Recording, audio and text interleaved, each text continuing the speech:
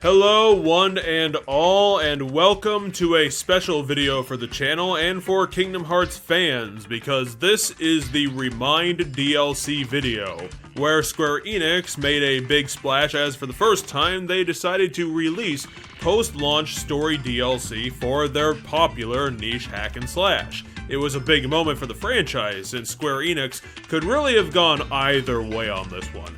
They could have gone totally lazy or consumer friendly and made something totally memorable for us to enjoy, or a complete waste of time. And whatever way it went, Square Enix was going to be hearing about this because for whatever reason, they decided to throw the entire kitchen sink into this thing and launched it at a $30 price tag, which even for story DLC was a bit much. This was a similar price that was being offered for the entire Tyranny of King Washington, or the entire suite of DLC for Assassin's Creed Syndicate, so at the point, expectations were going to be at an all-time high for this. This DLC was announced during the end of Kingdom Hearts 3, when Sora realized that a plot point had deliberately been left unresolved from the game. Xehanort killed Kairi and shattered her heart in order to motivate him to help Xehanort create the Chi Blade. He decided right then and there to go on an existential journey to save her for the last time. Now, let's just say that having one of my least favorite characters going on a journey to rescue the most useless character of everybody didn't whet my appetite for what they were planning on doing with this post-game story, but even then, I didn't really anticipate what was going to happen when we finally got into the story. It begins with Sora going back to Kingdom Hearts' dead world to talk to Chirithy about the situation. She is obviously annoyed that Sora has come to her again to ask for favors after she helped him resurrect the Seven Guardians, but because he's the protagonist, he thinks that there's still hope that she will help him with this job. Chirithy tells him that he's already overwritten the timeline with his nonsense, but there is one way that she could still help him. Sora could use his power of waking again to travel back in time with her help to save Kairi from her ultimate demise. The cost is that he'll lose that power, which, because he doesn't need it anymore, he couldn't give less of a shit about until the other shoe drops. He will also fade from existence since he is still messing with the natural order. And again, because anime protagonism, he goes ahead with the plan in spite of that because he just pretends to think that everything's just gonna work out because he's the one doing it. The first point he heads back to is the embarrassing failure against Terra Xehanort. Chirithy made it very clear that he's essentially a time travel ghost, so he can't alter the timeline himself towards the events he's returning to, but he can use this as a back way to get to where he eventually needs to go. Exactly like young Xehanort, Sora has to bounce around between hearts of people in order to turn back time. He needed to return to this point since all of his friends are there, which will allow him to eventually get to where he needs to go through their travels during the war. On his way through all of the hearts, he gets to fight some of the inner demons of his friends, so more bosses are added to the war chapter to help justify the DLC. They're pretty memorable for the most part. A lot of thought actually went into them, and they did get some good gimmicks. They are pretty different fights from the main game, but after the Seven are saved from this debacle and the war actually begins is when we finally realize why the developers chose this part of the story to house the DLC. Essentially, Square Enix wholesale recycled the entire Keyblade War to be used as the bulk of this essential DLC. So not only is this DLC amazingly expensive, it's also roundabout 40 to 50% recycled content. They don't even try to put a new spin on the war. We're literally just playing that entire section the same way that we did up until the transition to Scala and Kylum, which, like the first mass murder of the Seven Guardians, is exactly as embarrassing that they thought that this would be a good idea for their first DLC. The only justification for it is that since Sora is traveling into the hearts of the fighters, they can add some additional context to some of the nonsensical events that happen during the battles, like Terra and Roxas's re-emerging from nowhere, but it's still not interesting enough of an addition to justify us redoing the entire war another time. Mostly because these additions don't actually change anything about the war. They're just adding some vague explanations as to what happened during it. And it's playing out the exact same way, which is pointless, since we already know what happened. We played this before we even got here.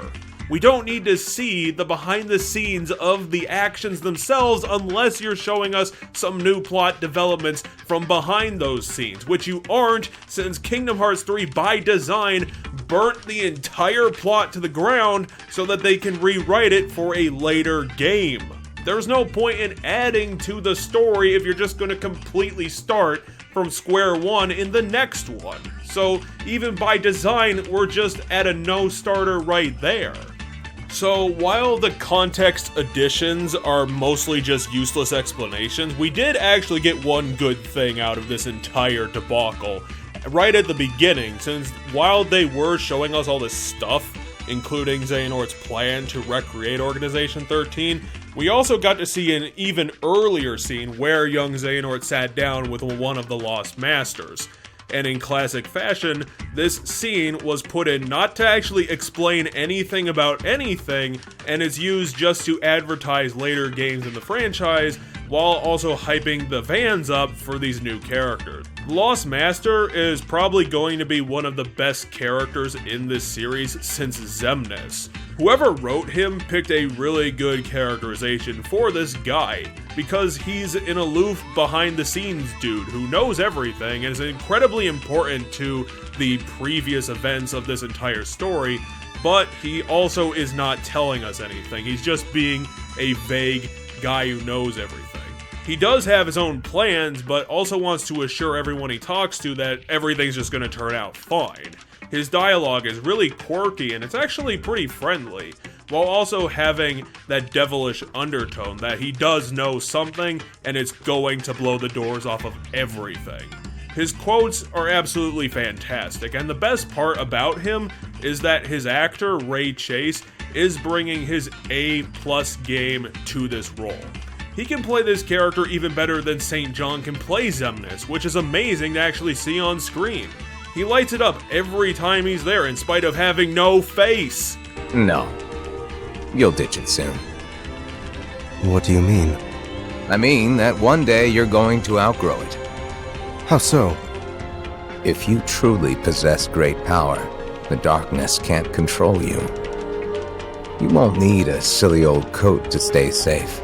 In fact, you'll be the one controlling the darkness instead.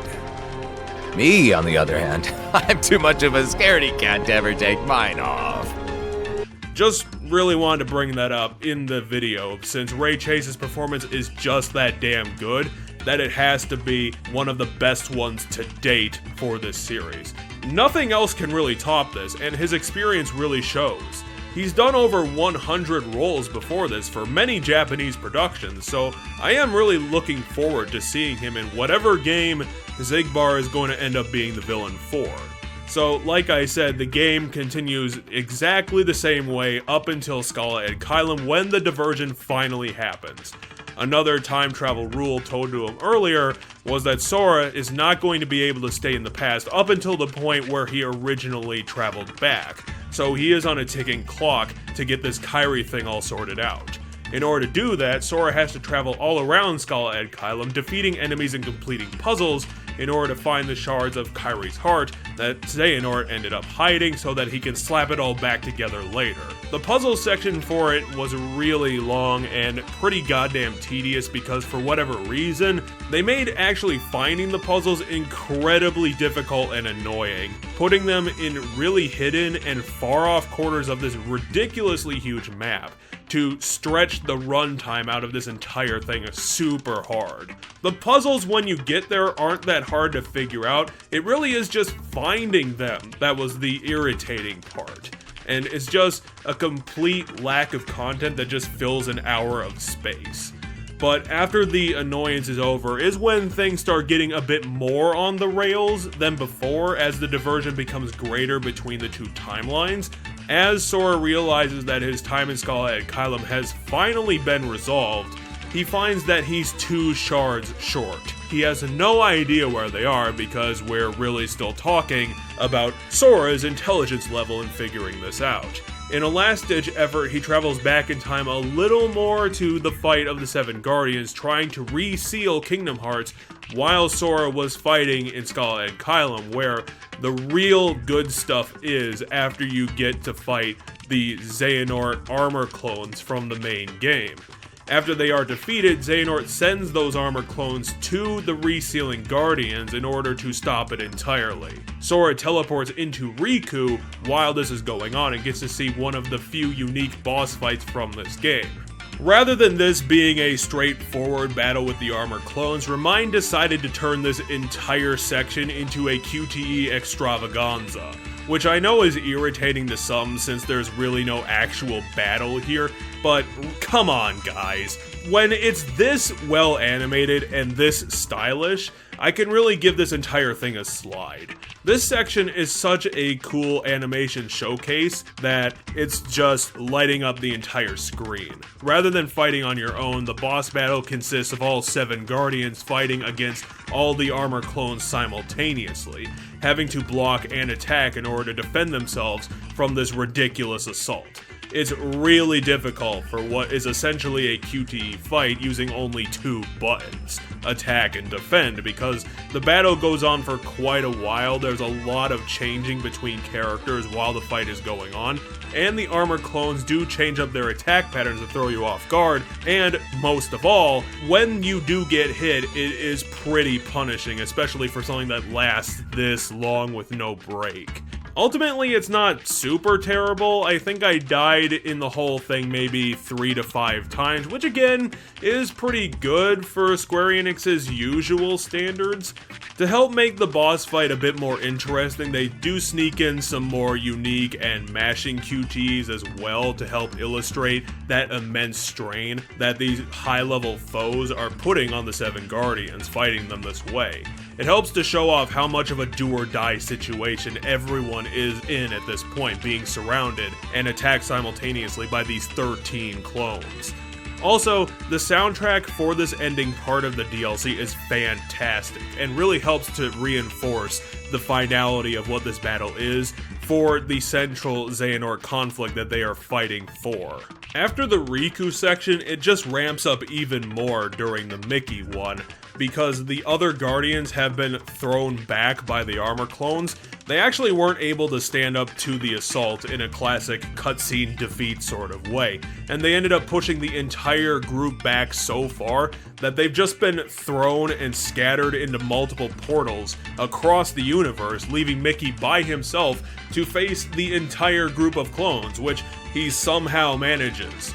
In order to save the Guardians, Mickey has to forge onto the giant keyhole that was created after all the other portals, including the ones that disappeared his other friends, were all smashed together. While this section has incredibly baby-level QTE gameplay only, it is another brilliant showcase of animation and a lot of work by the Square Enix team, where they end up showing that Mickey is faced with repelling the attack by all the armor clones by himself, and also barely has any resources or health to work with. But he does persevere because he is the only one left standing. And again, that soundtrack really makes this moment work, since the only thing the player is required to do here is essentially occasionally hit triangle and hold the left stick forward. After Mickey defeats all of the armor clones with his final attack, this whole thing leaves Sora behind to go to the giant keyhole and connect all the keyholes together in order to trace the connection and locate the Lost Guardians, and use their combined abilities to piece together Kairi's heart and finally resurrect her from this convoluted plot. Except, since this is Square Enix, there is one last thing to do after Sora and Kairi reunite. The armor clones have merged together upon being defeated into a single being, Armored Xehanort, and now the pair of them have to take it down once and for all. It's a pretty classic Square Enix final battle. Large repertoire of ridiculously high damage and stylish attacks that covered the entire battlefield, quick-paced aerial combat, and a ton of health to chip away, along with a cadre of QTE finishing moves to make the boss fight extra flashy. Overall, it's actually a pretty good conclusion to the DLC that was comprised of oh so much recycled content that it really is nice to see something original and this cool to send it off on the correct note. Of course, since we are fighting this battle with Kairi, she finally gets to be in her most useful appearance in the entire series, which really isn't saying anything. And likewise, Kairi is only barely useful in this final showdown. It seems like the designers forgot that they designed this boss battle to mainly take place about 150 feet in the air, because Kairi will stay on the ground the entire time, only occasionally sending up one spell to hit Xehanort maybe every 15 to 20 seconds for minimal damage. On top of that, she'll heal you maybe every other minute for full, and that's really her entire contribution, aside from their combo finishing move, which also isn't all that great. This battle only going so far to cement the fact that Kairi is a useless character in all incarnations. The Armored Xehanort is a great challenge to round off the ReMind DLC, and give us some temporary closure to the Kingdom Hearts series, as they finally completed the entire story with no threads dangling beyond the obvious one. Afterwards, Kingdom Hearts is resealed and Sora returns with Kairi to the Seven Guardians, and the DLC ends on the exact same note that the main game did, with all the characters returning to their lives from before they became Keyblade Masters, now that their jobs are finally finished. We get to see the same conclusions for the Sea Salt and the original Master Trios, and feel that payoff for the fan investment another time, although the DLC also ends on a really odd note, since it can't really make its mind up about whether or not Sora ended up having to pay that ultimate price. The ending said that Sora and Kairi did return from the dead world, even managing to bring Chirithy with them, and then the post-credit sequence showed that Sora disappeared from existence, only for him and Riku to then be teleported to the fictional Final Fantasy-esque video game world from the Toy Story level to face off against the main character from that fictitious game as the DLC's super boss.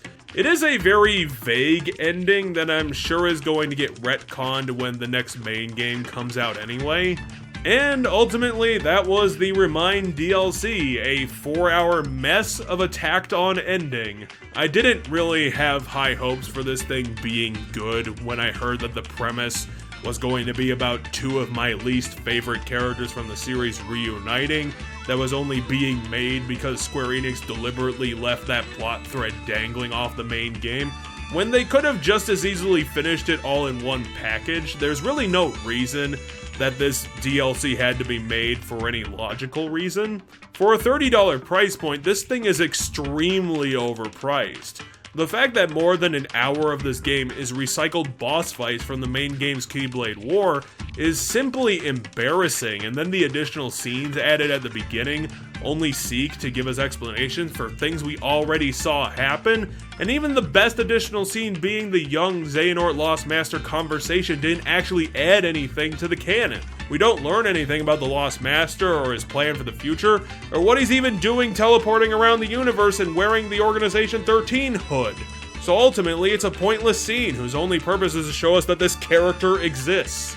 ReMind does have original content in it, but some of it is those weak sauce annoying puzzles in Scala and Kylum, and then there's several additional boss fights, which end up being a showcase for Square Enix's creative talent to do crazy things, and some of them were pretty memorable across the board for their fantastic visuals and soundtracks.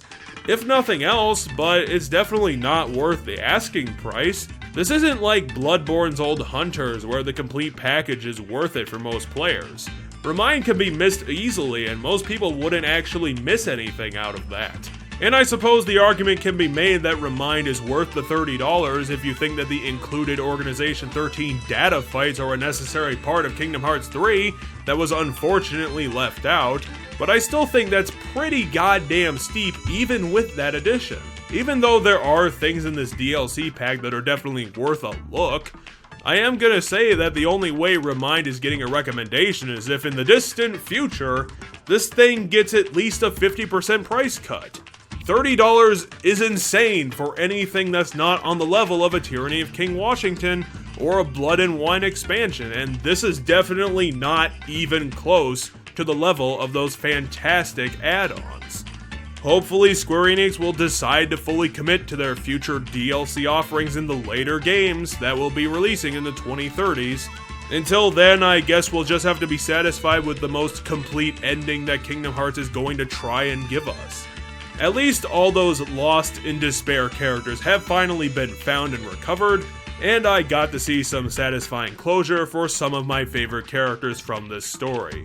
Hopefully the new Lost Master villain for the Kingdom Hearts of the future will be able to replace the hole left behind by Xehanort's departure, but I'm not going to be holding my breath for that one. Now that Kingdom Hearts is over, I'll see you guys next time for our next series review. Thanks for watching, and have a good night.